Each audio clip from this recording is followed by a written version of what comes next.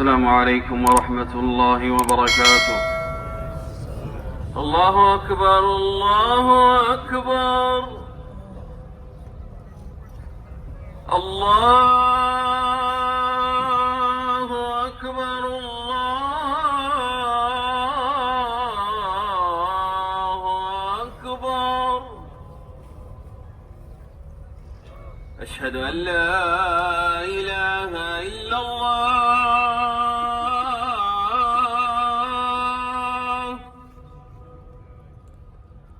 أشهد أن لا إله إلا الله.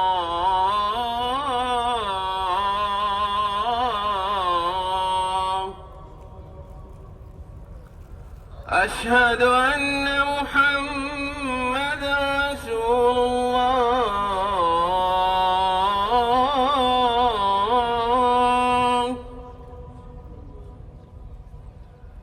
أشهد أن محمدًا رسول الله.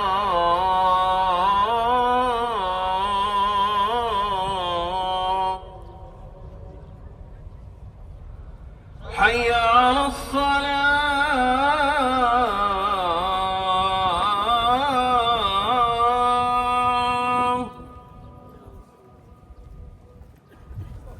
حي على الصلاة.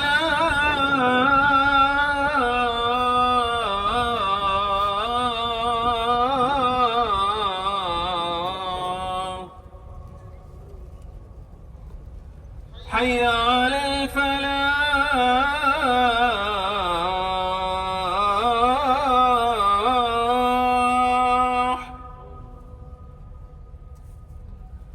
حي على الفلاح.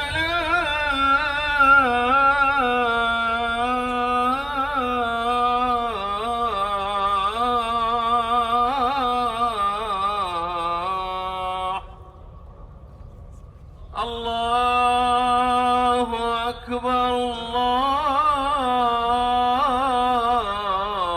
الله أكبر. لا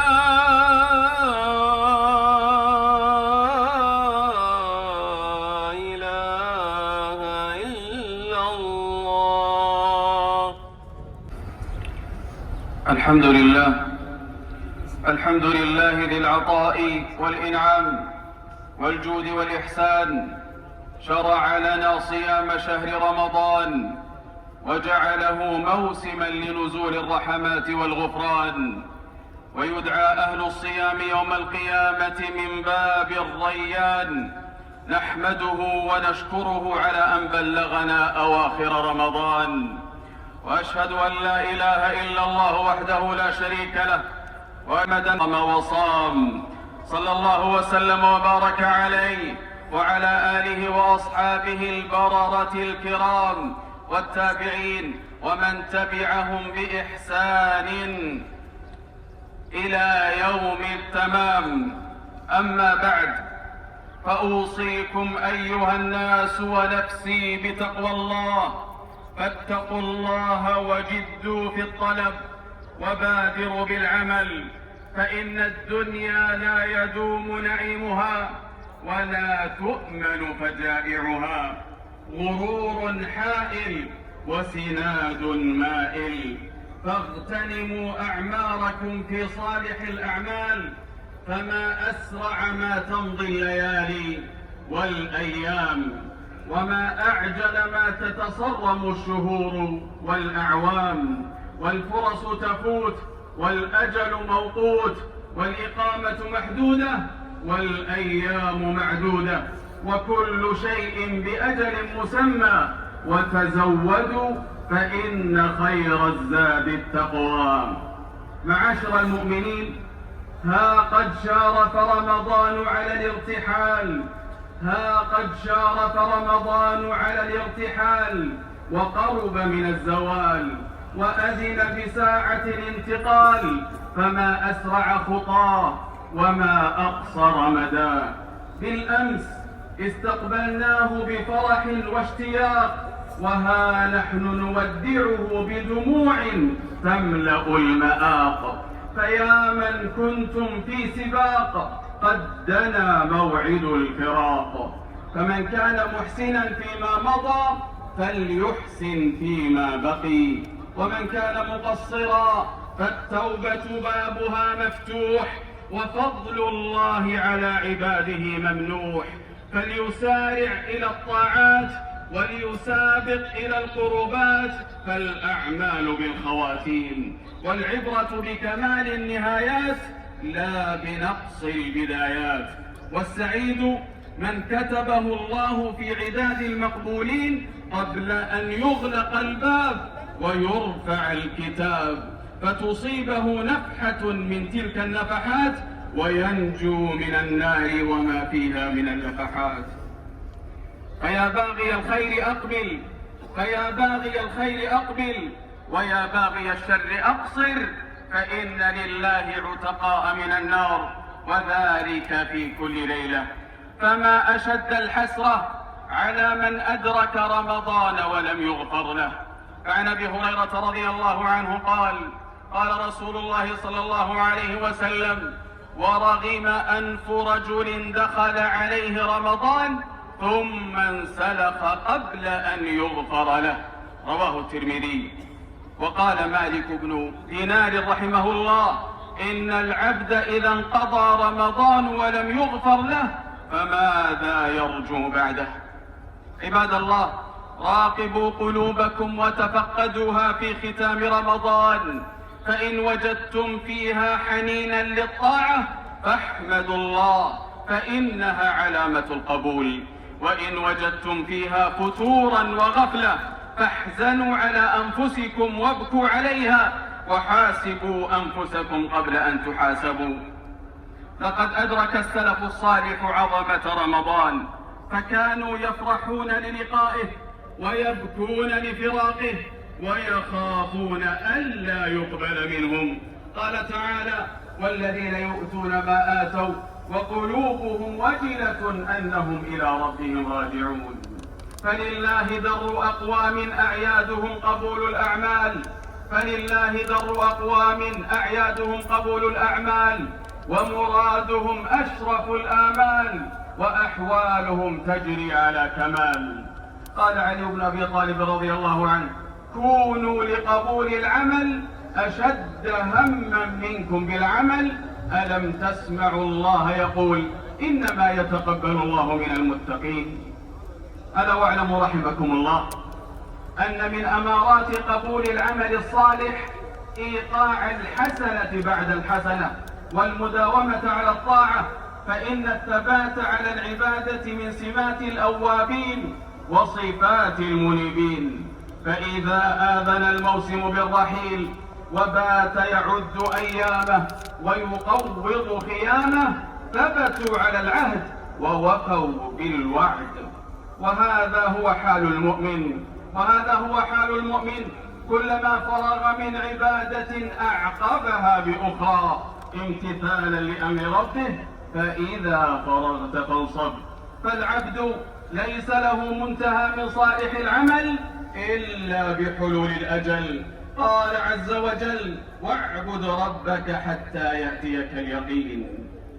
وعن علقمة رضي الله عنه قال: سألت أم المؤمنين عائشة رضي الله عنها فقلت: هل كان النبي صلى الله عليه وسلم يخص شيئا من الأيام؟ قالت: لا، كان عمله ديمة. متفق عليه. فالثبات تبلغ، والعمر قصير والموعد قريب، والسعيد من اغتنم الحياة قبل الممات. فأحسنوا الختام واجعلوا ما بقي منه مطية إلى الرضوان، واستحثوا النفوس في المسرى لتبلغ الجنان. أيها المسلمون، إن من توفيق الله تعالى للعبد أن يخرج من رمضان بحال أفضل مما دخل فيه، فيودعه وقد خلص توحيده وزاد إيمانه وقوي يقينه وزكت نفسه واستقامت حاله وصلحت أعماله وتهذبت أخلاقه، وكان ممن اتقى الله حق تقاته. واعلموا رحمكم الله أن من أجل الطاعات وأعظم القربات في ختام شهر رمضان الدعاء، فهو ديدن المؤمن في السراء والضراء، فإن الدعاء في ختام الأعمال سبب للقبول، وهو سلاح المؤمن وحبل العبد، وحبل بين العبد وربه موصول، وهو سلاح المؤمن وحبل بين العبد وربه موصول، والله كريم جواد وهو خير مسؤول. فتضرعوا إلى الله وارجوه، وأثنوا عليه بما هو أهله واستغفروه، ومن خيري الدنيا والآخرة فاسألوه، وادعوه خوفا وطمعا، إن رحمة الله قريب من المحسنين. ألا وتوبوا إلى الله جميعا أيها المؤمنون لعلكم تفلحون، وأحسنوا الظن بربكم، واحمدوه على بلوغ الختام، وسلوه قبول الصيام والقيام، واعزموا على المحافظة على الطاعات ما بقيتم، والبعد عن المعاصي ما حييتم، وحافظوا على ما اكتسبتم وجنيتم، وإياكم من هدم ما شيدتم وبنيتم، ولا تكونوا كالتي نقضت غزلها من بعد قوة أنكاثا. عباد الله، بارك الله لي ولكم في القرآن والسنة، نفعني وإياكم بما فيهما من الآيات والحكمة. أقول ما سمعتم وأستغفر الله لي ولكم فاستغفروه إنه هو الغفور الرحيم.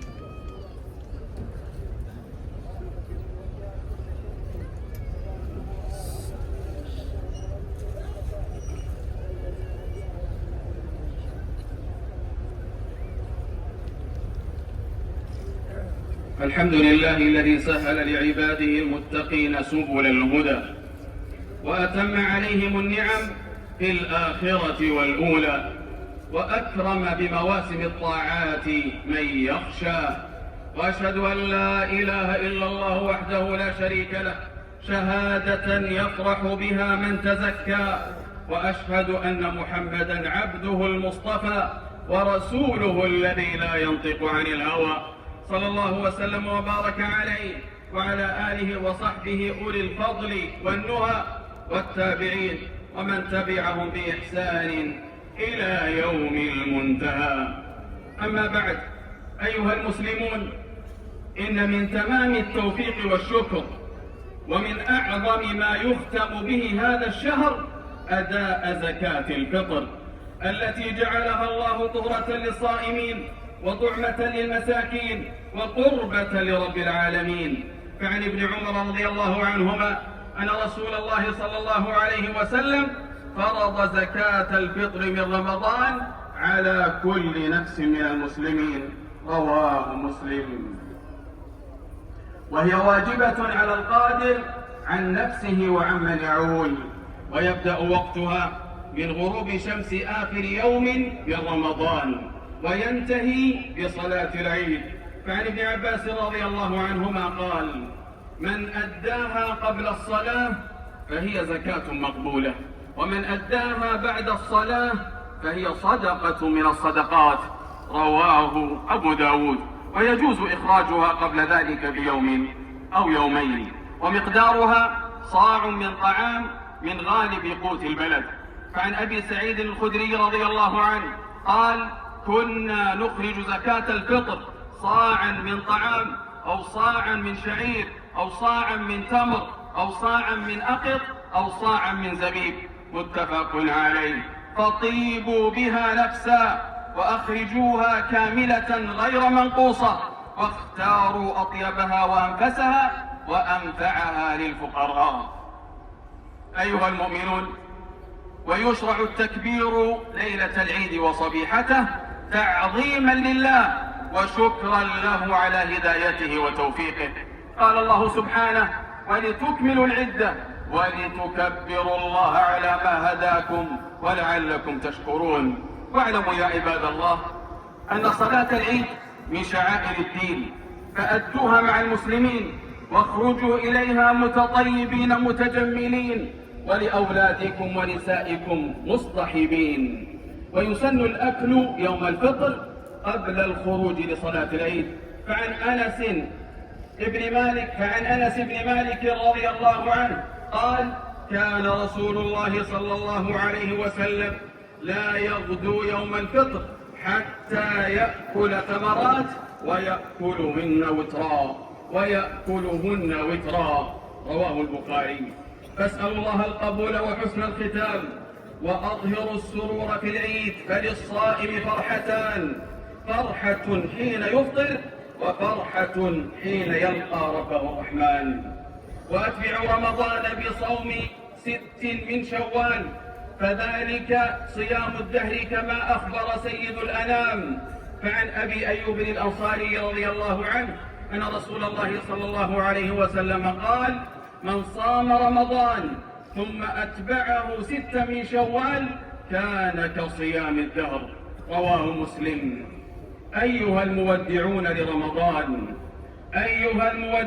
لرمضان، يا من تقلبتم في أنواع العبادة، الزموا طريق الاستقامة فلستم بدار إقامة.